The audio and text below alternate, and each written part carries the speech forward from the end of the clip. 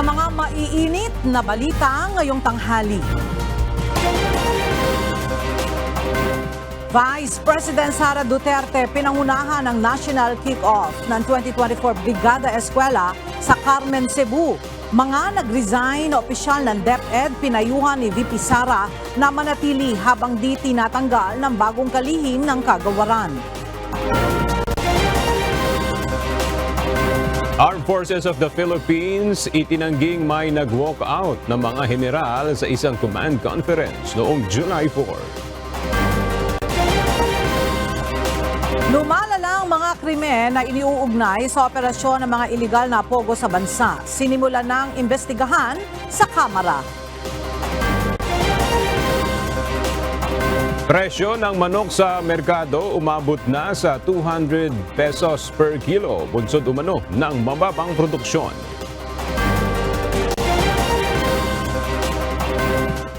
At 6 na tao natagpuan patay sa isang luxury hotel sa Thailand. Magandang tanghali mga kasangbahay. Ngayon po ay araw ng Miyerkules, July 17, 2024. At una sa mga balita ngayong tanghali.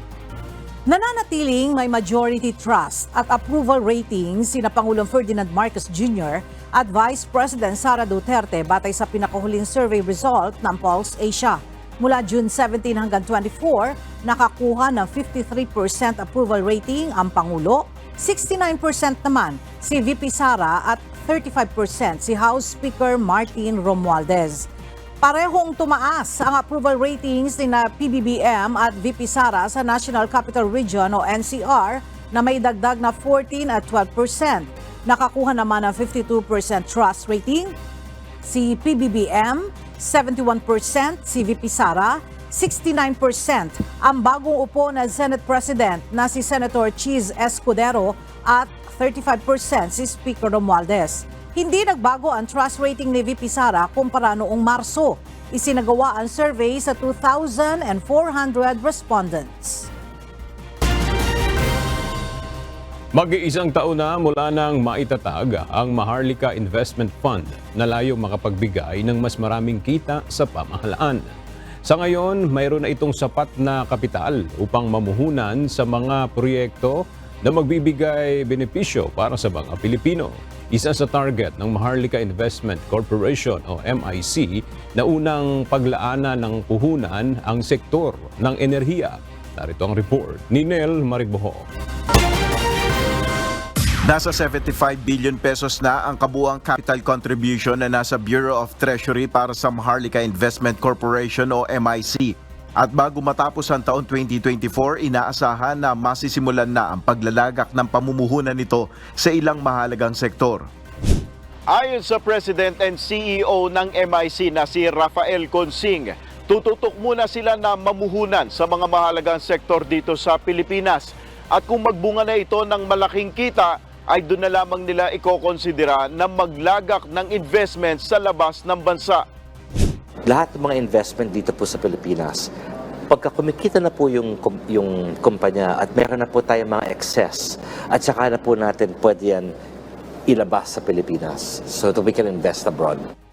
Ayon sa MIC top executive, patatakbuhin nila ang korporasyon bilang private equity. Ibig sabihin, direktang mag-i-invest ang MIC sa mga kumpanya. Isa ang renewable energy sector sa tinitignan nila na mapaglagakan ng Sovereign Wealth Fund. Ang makakapagbaba po ng presyo ng kuryente ay yung tinatawag nating renewable power. Okay? At kung ang renewable, para makapag-roll out ng renewable power, kailangan po nandun po yung mga distribution lines. At doon po tayo magko-concentrate. Paliwanag ni Consing, malaking porsyento ng mga nangakong mamumuhunan na dayuhan sa Pilipinas ay para sa sektor ng renewable energy. Inaasahan nila na malaking tulong rin ito upang magkaroon ng sapat na supply ng kuryente ang mga malalayong lugar ng bansa. Nel Maribuhok, UNTV News and Rescue, Diyos ang aming sandigan, serbisyo publiko ang aming pinahalagahan. May hamon ang mga progresibong grupo kay Pangulong Ferdinand Marcos Jr. matapos napatawan ng korte ng conviction ang isa sa mga miyembro ng oposisyon na si ACT Teachers Party List Representative Franz Castro, kaugnay ng kasong child abuse. Samantala, questionable para sa mga progresibong grupo ang court conviction laban sa Makabayan Block lawmaker. Ang detalye sa ulat ni Rosalie Coz. Nagtipon-tipon ang mga progresibong grupo sa Quezon City upang ipakita ang suporta kina House Deputy Minority Leader ACT Teachers Party List Representative Franz Castro at former Bayan Muna Party List Representative Satur Ocampo. Isang araw ito matapos ang conviction ng Regional Trial Court Branch 2 sa Tagum City, Davao del Norte laban sa 2 at 11 iba pa kaugnay ng kasong paglabag sa Republic Act No. 7610 o Special Protection Against Child Abuse, Exploitation and Discrimination.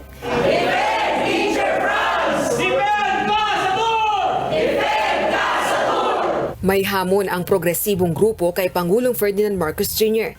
Anila pagkakataon ito kay PBBM upang ipakita ang pagkakaiba sa nagdaang administrasyon.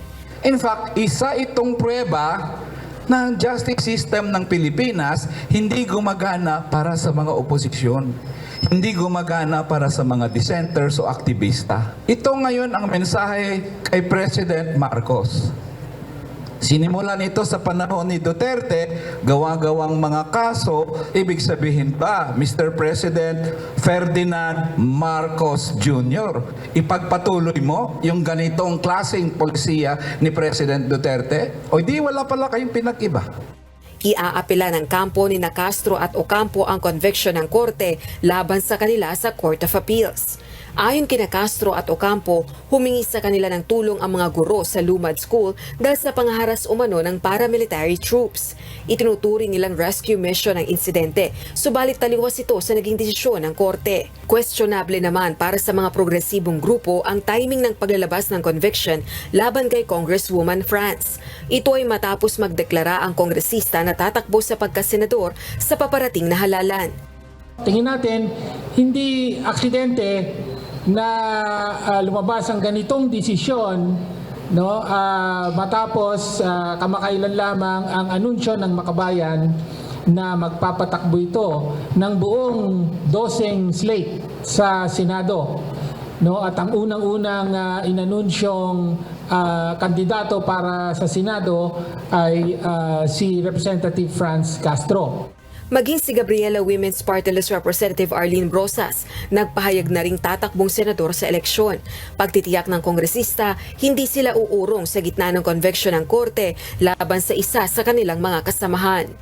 Klaro po ang track record ng Makabayan sa loob ng Kongreso. Hindi bulok, hindi kriminal, hindi corrupt, hindi mamamatay tao, hindi makadayuhan. Yan po ang record ng Makabayan. Kaya matapang po namin haharapin ito ng buong-buo kasama ang buong sambayanan. Rosalie Coz, UNTV News and Rescue.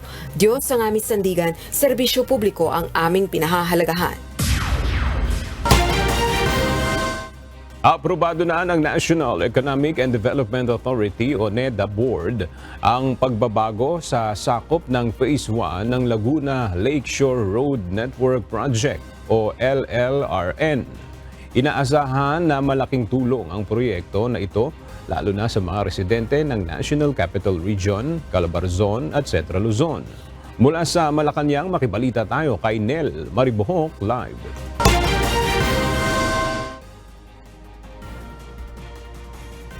Phase ng LLRN project at kailan inaasahan na matatapos ang proyektong ito? Yes, sasakupin na ng Phase 1 ng Laguna Lakeshore Road Network o LLRN project ang pagsasaayos ng connecting roads at interchanges sa iba't ibang lugar. Partikular na dadaanan ng proyekto na ito ang Barangay Tunasan sa Muntinlupa City, San Pedro Biñan at Cabuyao sa Laguna. Kabilang ito sa inaprobahang pagbabago ng National Economic and Development Authority o NEDA Board na pinangungunahan ni Pangulong Ferdinand Marcos Jr. Nakapaloob sa inisyal na inaprobahang proyekto noong 2021 ang konstruksyon ng 37.5 km na primary road, 12 km viaduct mula sa Lower Bikutan, Taguig hanggang Tunasan, Muntinlupa, kasama na rito ang 25.5 km shoreline viaduct at embankment mula Tunasan, Muntinlupa hanggang Calamba, Laguna. Naniniwala si NEDA Secretary Arsenio Balisacan na Vice Chairperson ng NEDA Board na malaking tulong ang proyekto upang mapabilis ang transportasyon at mapataas ang economic activity sa National Capital Region, Calabarzon at Central Luzon sa oras na makumpleto ang proyekto sa taon 2027. Samantala, inaprubahan rin ng NEDA Board ang Negotiated Parameters, Terms and Conditions o PTC para sa 4.5 billion Bohol Panglao International Airport, gayon din sa pagbabago sa Negotiated PTC sa Lagundingan International Airport Project. Yan muna ang ating update. Balik sa Iwaga. Maraming salamat, Nel Maribohok.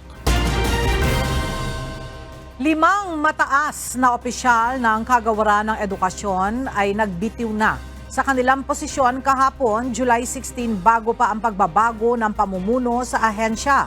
Samantala, nagpahayag si incoming DepEd Secretary Juan Edgardo Sani Angara ng kanyang pagiging handang makipagtulungan sa lahat ng tauhan ng ahensya pag-upo niya bilang kalihim. Ang detalye sa ulat ni Jed Neresina.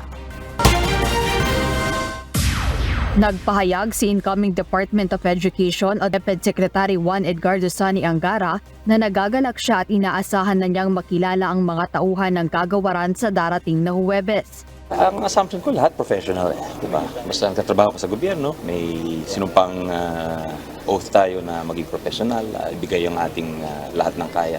Inaasahan rin aniya ang kanilang pag-uusap ni Vice President Sara Duterte pagkatapos ng turnover ceremony.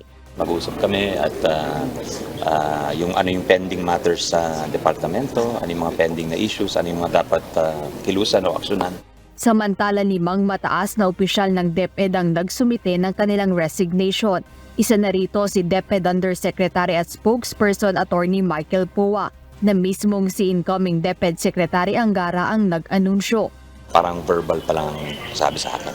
Sino po yung nag-verbal? Well, si Yusek Poa told me he's leaving and he's waiting for instructions to Vice President. Bukod kay Yusek Poa, nagbitaw rin sina DepEd Undersecretary for Administration Nolasco Mempin, Assistant Secretary for Procurement Reynaldo Monsayak, Assistant Secretary for Administration Noel Baluyan, at Assistant Secretary Sunshine Paharda. Itinalaga ni Vice President Duterte si Yusek Poa at ang 4 pang mataas na opisyal ng DepEd nang siya ay maging kalihim ng kagawaran. Magiging epektibo ang kanilang pagbibitiw sa darating na July 19, 2024. Binanggit ni Senator Angara sa isang pahayag na nirerespeto niya ang desisyon ng Undersecretaries at Assistant Secretaries ng DepEd na nagbigay ng kanilang courtesy resignations bago siya mamuno bilang kalihim ng edukasyon. Jed Neresina, UNTV News and Rescue. Diyos ang aming sandigan, serbisyo publiko ang aming pinahahalagahan. Pinangunahan ni Vice President at outgoing Education Secretary Sara Duterte ang isinasagawang national kick-off ng 2024 Brigada Eskwela sa Carmen National High School sa probinsya ng Cebu. Mula sa Carmen, Cebu, makibalita tayo kay Gladys Tuabi live. Gladys, ano ba yung bago sa Brigada Eskwela ngayong taon? Aga sa tema nitong bayanihan para sa matatag na paaralan, layunin ng Brigada Eskwela ngayong taon na maabot at makahanap pa ng mas maraming national at local partners upang makibahagi at magbigay suporta sa mga paaralan sa isinasagawang Brigada Eskwela. Alinsunod ito sa 2023 Brigada Eskwela Implementing Guidelines. Para ma-sustain ang partnership engagement activities, taglay ang diwa ng bayanihan sa ilalim ng matatag agenda para sa isang inclusive at child-friendly learning environment. Sa pamamagitan nito ay maiiwasang manghingi ng solicitation ang mga paaralan at maging mga guro para magsagawa ng Brigada Eskwela. Inaasahang pagkatapos nitong national kick-off ay magsasagawa naman ng sariling kick-off ceremonies at advocacy activities ang mga regional offices at school division offices sa paglulunsad ng Brigada Eskwela mula July 22 hanggang July 27. Ang national kick-off na ginaganap ngayong araw dito sa Carmen National High School sa probinsya ng Cebu ay personal namang pinangunahan ni Vice President at Education Secretary Sara Duterte. Sinasabing ito na ang huling engagement ni Vice President Sara bilang kalihim ng edukasyon. Ayon kay VP Sara, ilan sa kanyang mamimiss bilang kalihim ng Department of Education ay ang camaraderie nila sa mga teaching and non-teaching staff at ang pareho nilang layunin na makapagserbisyo sa publiko.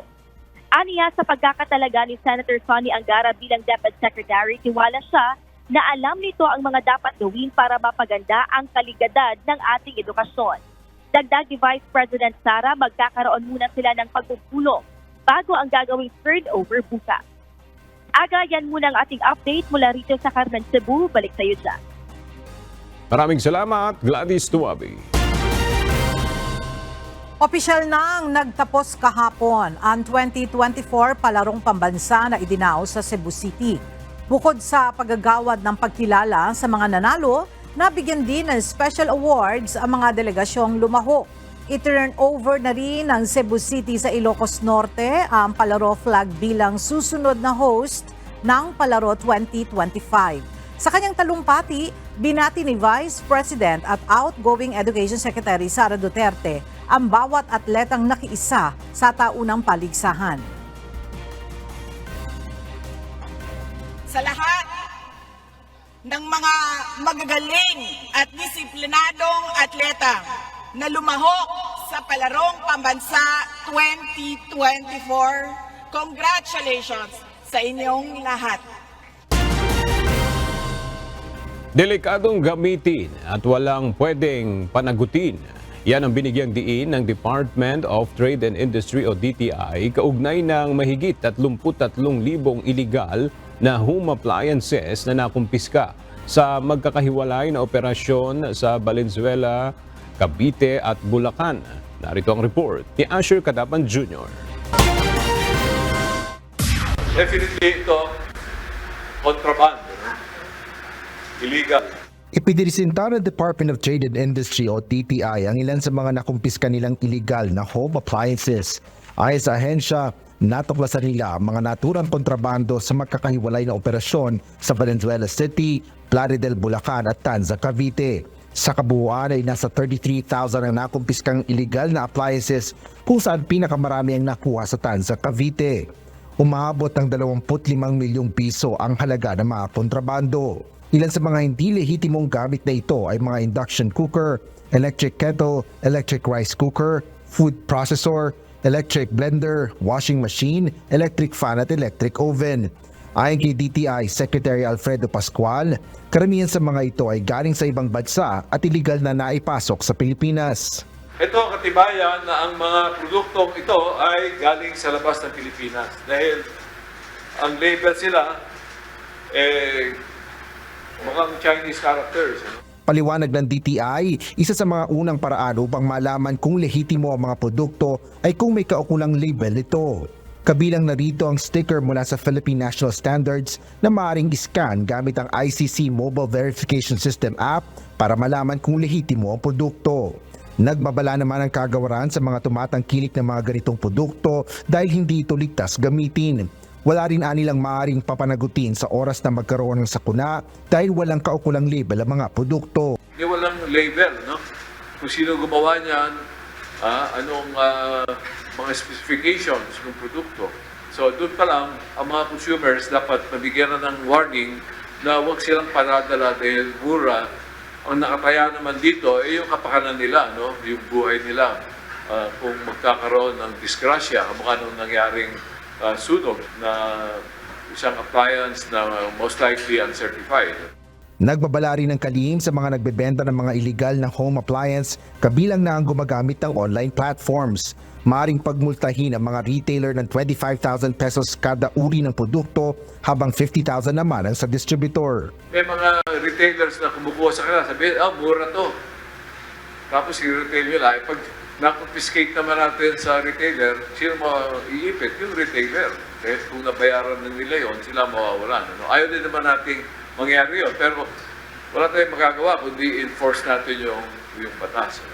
Plano ng DTI na wasakin ang mga nakumpiskang home appliance o i-recycle ang mga ito kung may magagamit pa pagkatapos ng mga kaukulang pagsusuri. Asher Cadapan Jr., UNTV News and Rescue. Diyos ang aming sandigan, serbisyo publiko ang aming pinahalagahan. Umabot na sa 250 pesos ang presyo ng kada kilo ng manok sa merkado. Mas mataas ito ng nasa 30 pesos kumpara sa presyo noong mga nakaraang linggo. Ayon sa United Broiler Raisers Association o UBRA, masyadong mataas ang presyo ng manok dahil dapat ay nasa 230 pesos lamang ang bentahan ng kada kilo nito. Ayon sa ilang stakeholders, bumaba umano ang produksyon ng poultry raisers dahilan ng pagtaas ng presyo ng manok. Sa ngayon, ay nakikipag-ugnayan na ang Department of Agriculture sa mga poultry sector upang maresolba ang problema sa mataas na presyo ng manok. Mariing pinabulaanan ng Armed Forces of the Philippines ang kumakalat na issue ng umano'y pag-walk out ng mga PNP generals sa isang command conference noong July 4. Samantala, mag-iisang buwan na mula nang mangyari ang marahas na rotational mission ng Armed Forces of the Philippines sa Ayungin Shoal noong June 17 kung saan naputulan pa ng daliri ang isang Navy personnel. Simula noon, wala pang panibagong isinasagawang rotational mission. Ayon sa Philippine Navy, sapat pa ang pagkain at supply ng mga sundalo sa Ayungin Shoal. Ang detalye sa ulat ni Ryan Lacanlale.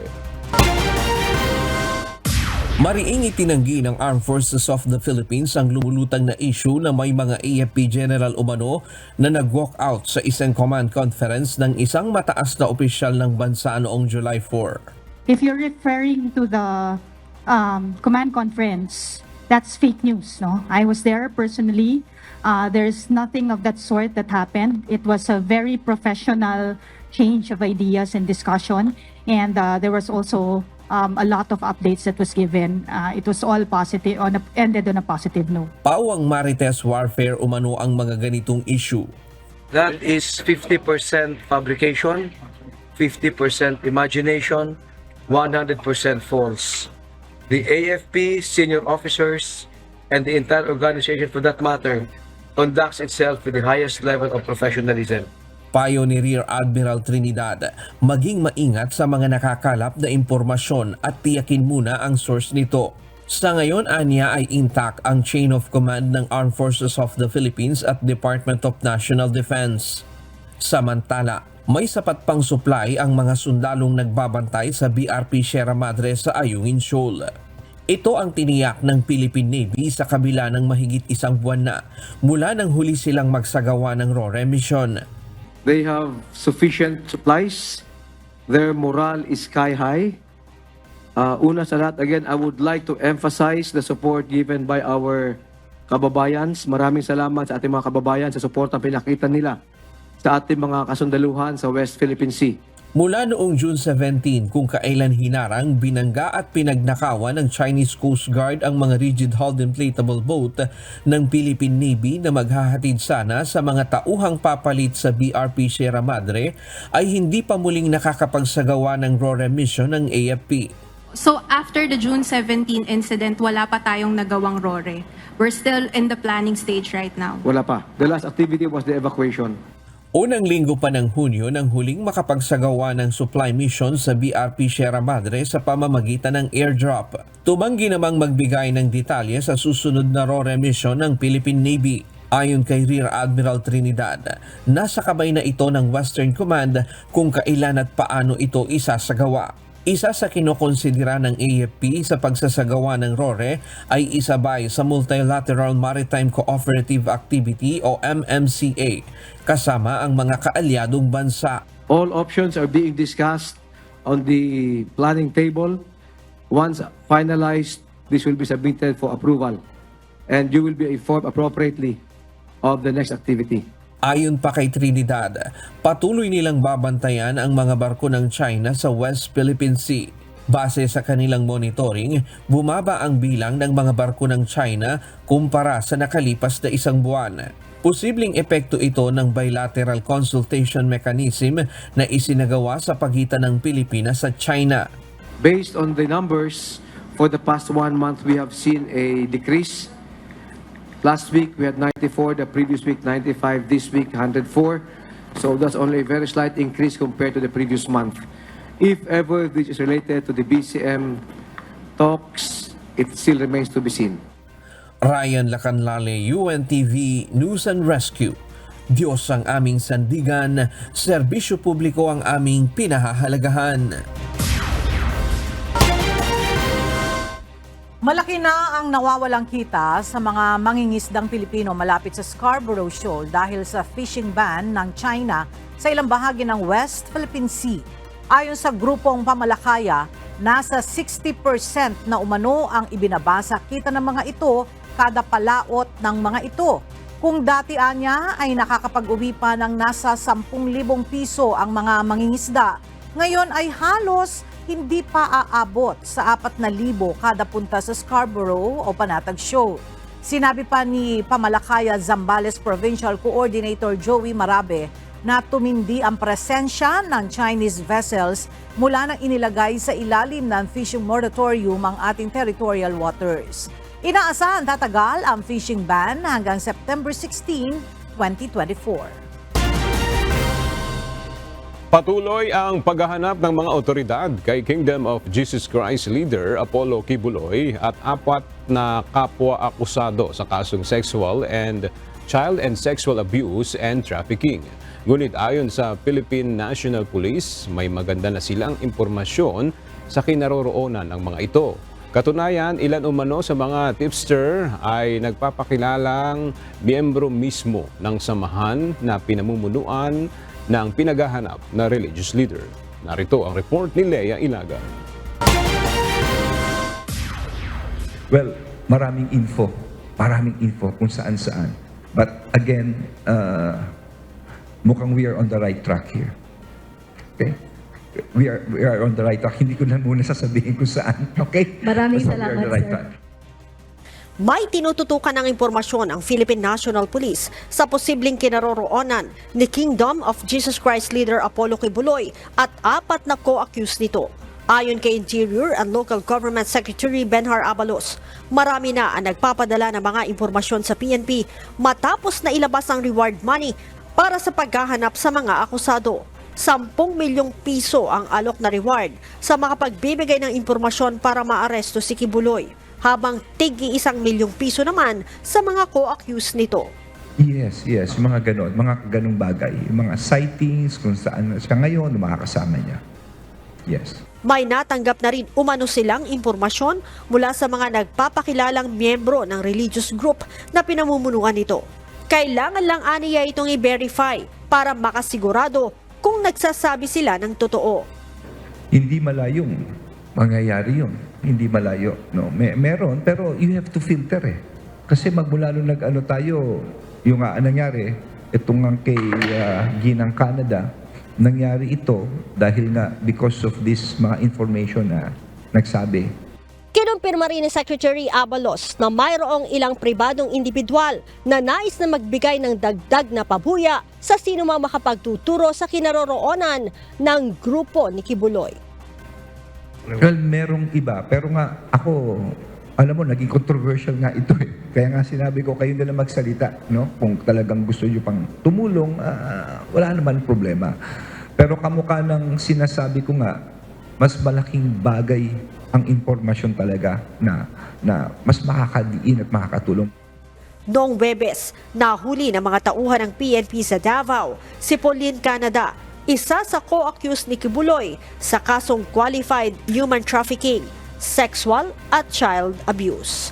Lea Ilagan, UNTV, News and Rescue. Diyos ang aming sandigan, serbisyo publiko ang aming pinahahalagahan. Pinagpapaliwanag na ng lokal na pamahalaan ng Santa Cruz, Davao del Sur ang head ng Local Registrar Office na nag-issue ng birth certificate para sa late birth registration ng 200 Chinese national.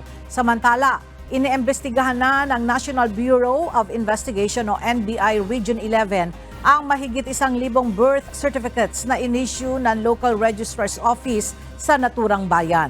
Narito ang report ni Lane Moreno. Pinadalhan na ng show cause order ng lokal na pamahalaan ng Santa Cruz, Davao del Sur ang head ng Local Register Office na nag-issue ng mga falsipikadong birth certificate sa nasa 200 Chinese national. Ayon kay Santa Cruz Mayor Jose Nelson Sala Sr., hinihingan nila ng paliwanag hanggang sa Huwebes ang naturang head na naka-assign sa Local Civil Register's Office simula pa noong 1994 hanggang April 2024. April 1, 2024, tinanggal na ito bilang head ng LCR at inilipat sa Municipal Agriculture Office para bigyang daan ng investigasyon. Bumuo na rin ng fact-finding committee ang lokal na pamahalaan para imbestigahan ang pag-issue ng mga falsipikadong dokumento sa mga kumukuha ng late birth registration. Ang fact-finding committee ay binubuo ng Municipal Legal Officer, Municipal Assessor at ilang mga konsultan.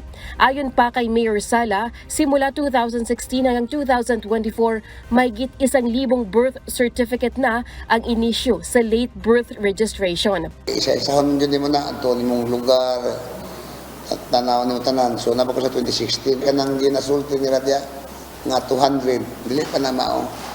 Mas daghan na ang akong nanak ko sa mga 1,400 plus. Hindi rin umano nito alam kung mayroong mga sindikato o fixer na nasa loob ng LCR. Kasama rin sa kanilang iimbestigahan ang opisina ng Municipal Treasurer's Office. Mga asang sindikato sa LCR, sa LGO, marag tanan ako wala. Wala yung makita sa LGO. Dili man lang karon. Kung na may sindikato, diyan lang silang departamento. Pinuntahan ng National Bureau of Investigation 11 ang Local Civil Register's Office ng Santa Cruz upang kunin ang iba pang mga birth certificate na inisyu sa late birth registration. Based ka mga naibigay, nasa 1,200 na yung late register. Doesn't mean na ito yung mga questionable lahat, ina-isa-isa pa natin pag-check. Doesn't mean itong 1,200 spurious to, mga falsified. Meron din ditong mga nag-process ng maayos, mga Pilipino. Nangako naman umano ang lokal na pamahalaan na tutulong sila sa investigasyon. Maliban sa Santa Cruz, iimbestigahan rin ng NBI ang iba pang mga Civil Register's Office sa Davao. Ayon sa NBI, nakumpirma nila na palsipikado ang mga inisyong dokumento dahil hindi nakarehistro sa mga barangay ang pangalan ng mga kumuha ng birth certificate. Ibig sabihin, hindi sila pinanganak sa mga lugar na nakasaad sa address na kanilang ginamit. Hamon din umano sa NBI na matunto ng mga ito dahil Filipino names ang ginagamit sa mga birth certificate. Kasi medyo mahirap to, Filipino name to. Doon lang natin malaman na Chinese pa lang may-ari. Kung mahuli, medyo mahirap siyang imbestigahan, mahirap siyang i-correlate ng mga may-ari na foreign national o Chinese national. Kasi hindi natin alam kung saan itong mga tao na to. Lelaine Moreno, UNTV News and Rescue. Diyos ang aming sandigan, serbisyo publiko ang aming pinahahalagahan. Ikinaalarma ng ilang mambabatas ang nadiskubreng mahigit 1,000 pekeng birth certificates sa Davao del Sur. Para kay Senator Sherwin Gatchalian, patunay ito na naaabuso ang late birth registration sa bansa. Naghainan ng resolusyon ang senador para maimbestigahan sa Senado ang irregularidad sa late birth registration system. Nakikipag-ugnayan din aniya ang mambabatas sa Philippine Statistics Authority para matukoy ang iba pang lugar na may kaparehong modus. Well, ang tingin ko dyan dahil akala nila hindi madedetect, hindi makikita dahil malayo nga. At kaya hindi mahalata. Pero nakita natin ngayon na ang dami palang ganitong alice go cases all over the country. Sinimulan na ng Joint Committee sa House of Representatives ang pagdinig sa lumalalang mga krimen na iniuugnay sa operasyon ng iligal na Philippine Offshore Gaming Operators o POGO sa bansa. Sa gitna ito ng mga panukalang inihain sa Kamara upang tuluyang ipagbawal ang POGO sa Pilipinas. Mula sa House of Representatives, kumuha tayo ng update kay Rosalie Coz, live. Rosalie, ano-anong mga ahensya ang dumalo sa pagdinig ngayon ng Kamara?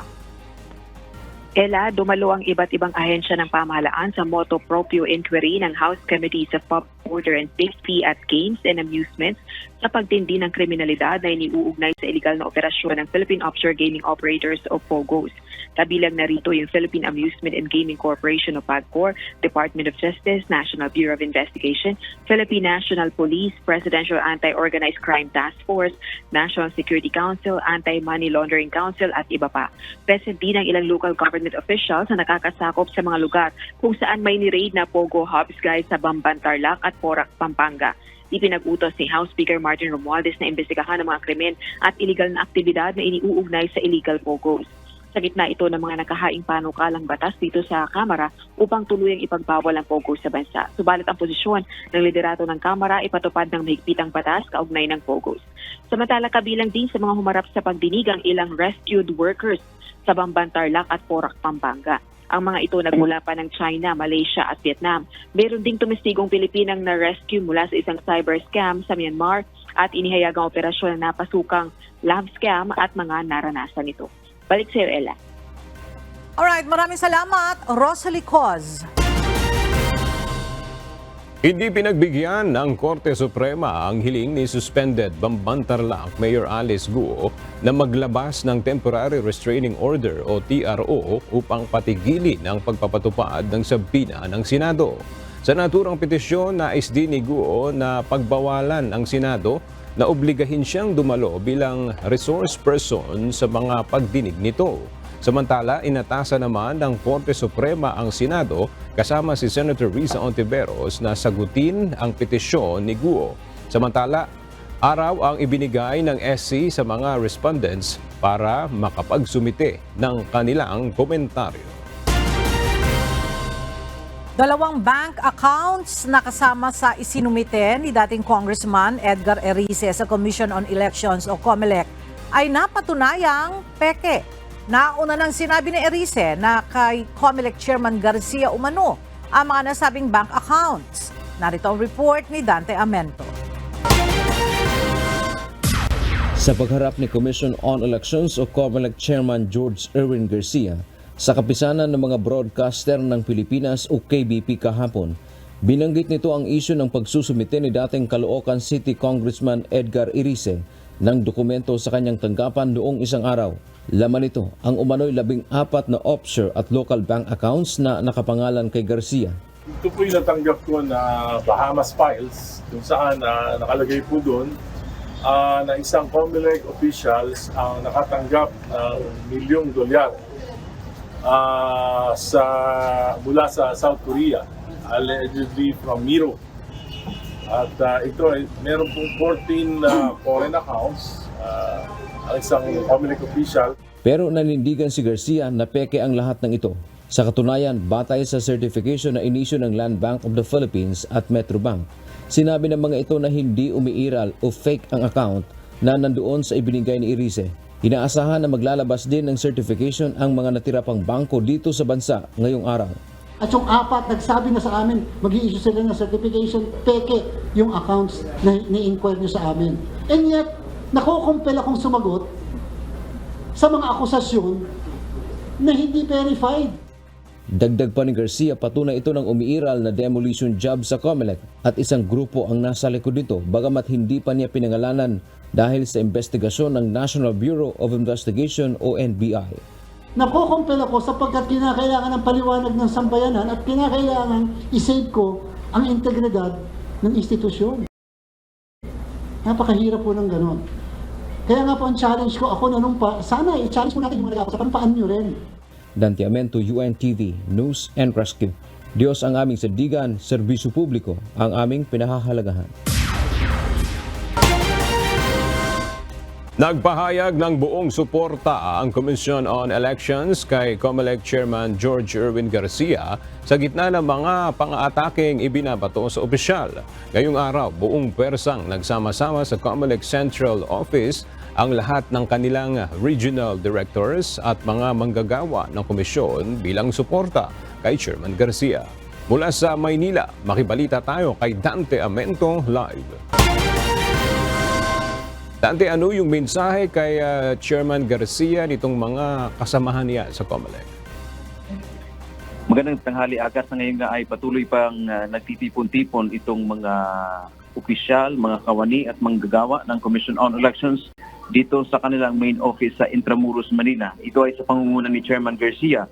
Kasama yung 6 na commissioners, department heads, regional directors sa buong bansa at grupo ng mga empleyado ng COMELEC. Ito ay bihirang pagkakataon na nagkatipon ang mga opisyal at mga manggagawa ng komisyon. Nagpahayag ang buong COMELEC and Bank ng suporta kay Chairman Garcia dahil sa mga isyong ibinabato ngayon sa kanya. Partikular na rito ang pagtanggap umano ng malaking pera ng opisyal mula sa South Korea. Binigyang diin ni Commissioner Socorro Inting at Marlon Casquejo na hindi sila papayag na sisirain ng iilang individual ang buong institusyon ng COMELEC. Dagdag pa ni Commissioner Inting ang dokumento na isinumite ni Congressman Irice na sinasabing dineposito o yung bank account na naglalaman ng perang dineposito kay Chairman Garcia ay hindi tatayo sa alinmang hukuman matapos na mapatunayang peke nga ang ilan sa mga ito. Binigyang din naman ni Garcia ang COMELEC ay hindi isang simpleng ahensya ng gobyerno, kundi isang komisyon na binuo sa pamamagitan ng ating saligang batas. Pagkatapos ng hakbang na ito ngayong ng komisyon ay sinabi ni Garcia na tututukan na nila ang paghahanda sa halalan kaysa sagot sa mga walang batayang aligasyon. Sila kasi anya ang masisisi pag nagkaroon ng problema sa eleksyon. Kanina aga ay nakita natin, naging emotional itong si Commissioner Amy Ferolino dahil umano sa mga pang-atake laban sa kanila. Kaya ang ilang hiling ay mabigyan naman sila ng patas sa pagtrato maging ng ating publiko. Yan ang ating update mula dito sa Maynila. Balik sa Waga. Maraming salamat, Dante Amento. Umabot na sa 6,000 mga pulis ang nasampahan ng kasong administratibo ng PNP Internal Affairs Service sa panahon ng pamumuno ni Pangulong Ferdinand Marcos Jr. Ayon kay IAS Inspector General Attorney Brigido Dulay, ang naturang bilang ay nagsimula noong July 2022 hanggang July 2004. Mula sa Camp Crame, alamin natin ang detalye kay Lea Ilagan live. Lea, lahat bang itong 6,000 mga pulis na ito na kinasuhan ay napatawan na ng parusa? Magandang tanghali sa iyo, Ella. Sa nasa 6,256 na pulis na nasampahan ng kasong administratibo ng Internal Affairs Service simula noong July 2022 hanggang July 2024 sa panahon nga ng pamumuno ni Pangulong Ferdinand Marcos Jr. Ayon kay IAS Inspector Brigido Dulay, sa naturang bilang 2,551 ang nabigyan na ng parusa. Kabilang dyan ang 572 na inirekomendang alisin sa serbisyo. 260 ang inirekomendang i-demote at 1,418 ang inirekomenda naman na masuspende. Samantala, ang naturang bilang ay ang iba namang bilang ay binigyan ng mas magaang parusa gaya ng forfeiture of salary at reprimand. Kabilang sa mga naging kaso ng mga pulis ay mula simple misconduct, simple dishonesty, simple neglect of duty hanggang grave offenses gaya ng grave misconduct, grave irregularity in the performance of duty at conduct unbecoming of a police officer. Sinabi pa ni Attorney Dulay na police colonel ang pinakamataas na ranggo na inirekomenda nila na alisin sa serbisyo. Ella? Maraming salamat, Lea Ilagan. Nagsasagawa na ng hiwalay na investigasyon ng National Kidney and Transplant Institute o NKTI kaugnay sa umano'y iligal na bentahan ng kidney. Kasunod ito ng pagkakahuli ng National Bureau of Investigation sa 3 tao sa Bulacan na sinasabing sangkot sa iligal na buy and sell ng human organs. Isa umano sa mga suspect na patuloy na pinaghahanap sa ngayon na sinasabing gang leader ng samahan ay isang nurse sa NKTI. Kinumpirma naman ng ospital na empleyado nila ang sinasabing nurse. Gayunman, tiniyak nito sa publiko na iniimbestigahan na rin nila ang kaso. Muli ring nagbabala ang NKTI sa publiko na huwag pumasok sa mga ganitong uri ng transaksyon, lalo na sa mga grupo o pribadong individual sa labas ng mga ospital. Binigyang diin rin ng NKTI na bilang isang National Specialty Center for Renal Health and Organ Transplantation, tanging mga lehitimong living organ donation at transplantation lamang ang kanilang tinatanggap. Gayon din ang disease organ donation.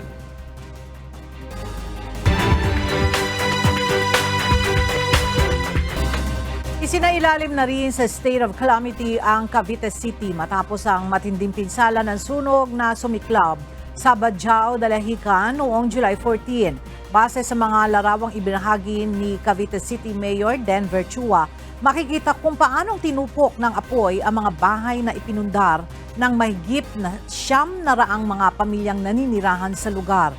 Sa ilalim ng deklarasyon ng state of calamity, pinahihintulutan ang isang lokal na pamahalaan na gamitin ang kanilang calamity funds upang tulungan ang kanilang mga constituent na naapektuhan ng kalamidad. Nananatiling sarado ang Maharlika Livelihood Complex sa Baguio City matapos masunog kahapon ng madaling araw, July 16. Samantala, sinimulan ng linisin ng Baguio City Police Office ang naturang establishmento. Mula sa Baguio City, makibalita tayo kay Grace Doctolero live. Grace, gaano kadaming stalls at tenants ang naapektuhan sa naturang sunog? Yes, Ella, sa talangan ng pamahalaan ng Baguio City, apektado ang nasa 8 stall, 6 na stall lisi at 8 helpers o workers. Nakapagbigay na rin ang Baguio LGU ng 84,000 habang 85,000 financial assistance at higit 30,000 na food assistance ang DSWD. Inaalam pa ng mga investigador ang pinsalang dulot ng sunog noong Martes ng madaling araw sa Maharlika Livelihood Complex, ang unang shopping mall sa Baguio na itinayo ng Human Settlements Development Corporation o HDC sa ilalim ng dating unang ginang at ina ni Pangulong Ferdinand Marcos Jr. na si Imelda noong 1982. Bukod sa agarang pagtugon sa kalagayan ng maapektadong negosyante, tiniyak ni Mayor Benjamin Magalong ng mga tanggapan ng pamahalang lungsod ay magbibigay ng tulong sa pamunuan ng Maharlika Livelihood Center sa post-fire rehabilitation. Ang basement ng gusali at ang ikatlong palapag ng Maharlika Livelihood Complex ay nananatiling sarado. Puspusan ang paglilinis ng mga kawani ng Baguio City Police Office, City Disaster Risk Reduction Management Office at mga volunteers. Target ng lokal na pamahalaan na maging fully operational na ang Maharlika Livelihood Complex sa araw ng Biyernes. Samantala, isasagawa bukas ang hammer test sa mga slab upang matukoy ang integridad ng istruktura ng apektadong lugar.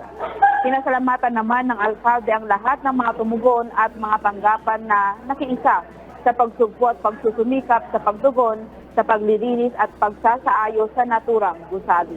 Yan muna ang balita. Balik sa iyo, Ella. Maraming salamat, Grace Doctolero.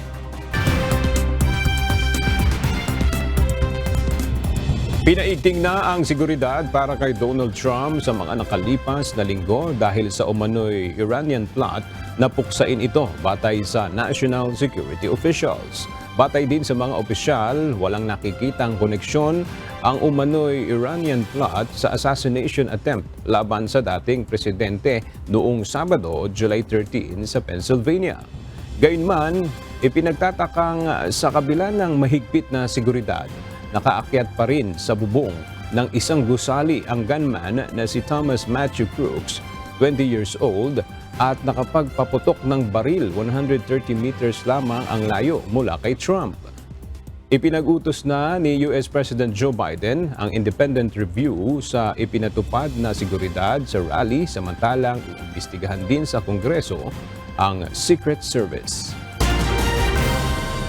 Iniimbestigahan na ng Thai Police ang pagkasawi ng 6 na foreign nationals sa isang luxury hotel sa Bangkok.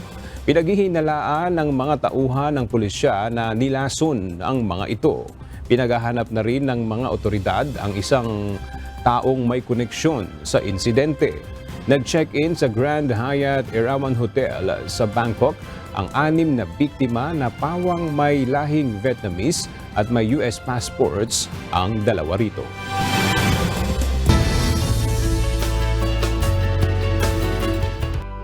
Na-turn over na ng Ducati PH Adventure Team ang grand prize ng first season ng Manibela Challenge sa kanilang chosen beneficiaries.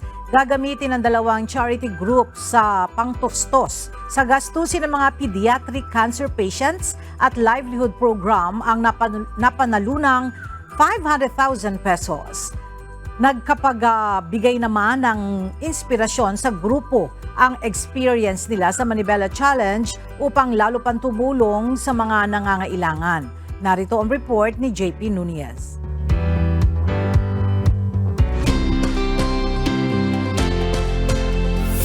Ito pong activity na ginawa, charity event na ginawa ng Ducati with partnership po ng Manibela Challenge is malaking tulong po yung 250,000 for our sustainability. Napakalaking tulong at marami ang matutulungan pong mga bata, especially ang mga cancer patients and yung carers namin.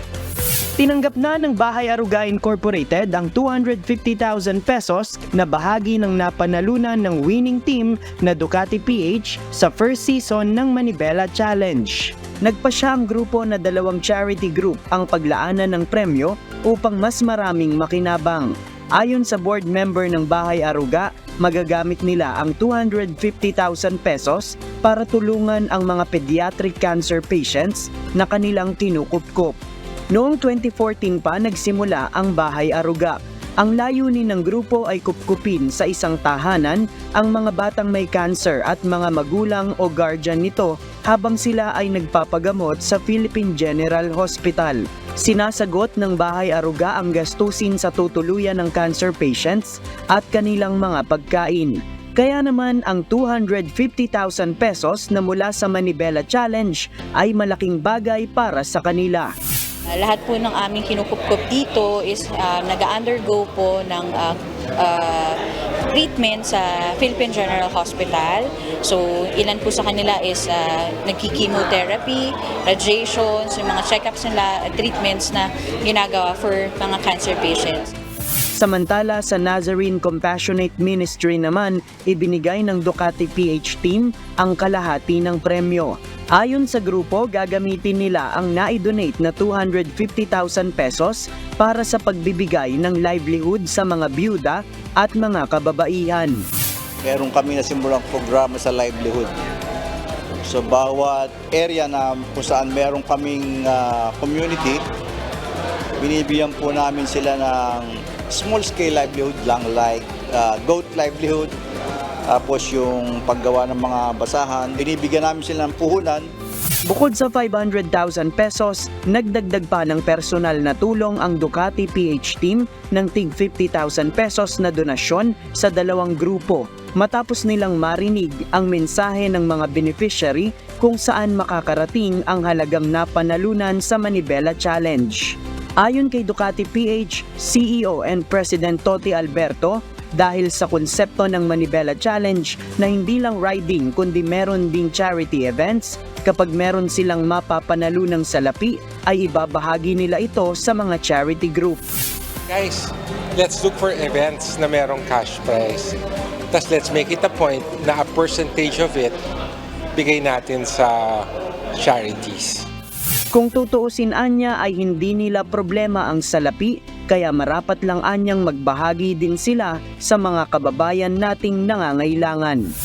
This is all from God. Ano ba naman yung we help in God's work by helping these charities? So yun, sobrang akong touched up to now. I mean, we're so blessed I mean, these motorcycles are our hobby. Parang we are financially blessed. We are skilled from God. So why not use it to help and donate? Sa darating na Disyembre, nakatakda ang susunod na season ng Manibela Challenge, kung saan inaasahan na mas magiging challenging ang obstacle course para sa mga rider. JP Nunez, UNTV, News and Rescue. Diyos ang aming sandigan, serbisyo publiko ang aming pinahahalagahan.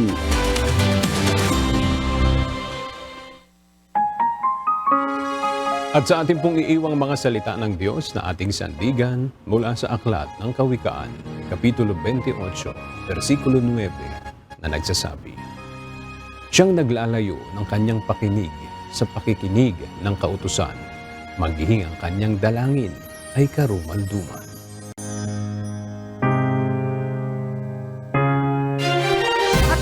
Balitang aming tinutukan at inaksyonan dahil sa aming pagbabalita, una, ang pagkalinga sa kapwa. UNTV-C News, may balita saan mang panig ng daigdig. At dito sa UNTV, Diyos ang aming sandigan, serbisyo publiko ang aming pinahahalagahan. Magandang tanghali.